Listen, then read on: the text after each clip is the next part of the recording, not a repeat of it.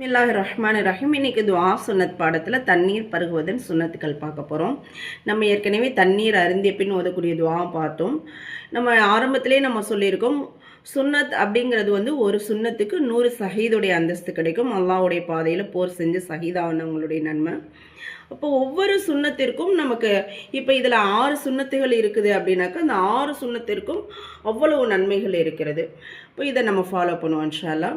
ஒன்று, வலது கையால் குடிப்பது. உட்கார்ந்து குடிப்பது. எப்போவுமே எந்த உணவாக இருந்தாலும் எந்த பானமாக இருந்தாலும் நாம் உட்கார்ந்து தான் குடிக்கணும். பார்த்து குடிப்பது. அதில் ஏதாவது புழு பூச்சிகள் இருக்கா அப்படின்னு சொல்லிட்டு நாம் பார்த்து குடிப்பது. அடுத்தது ஃபோர்த் வந்து பிஸ்மில்லா சொல்லி குடிப்பது.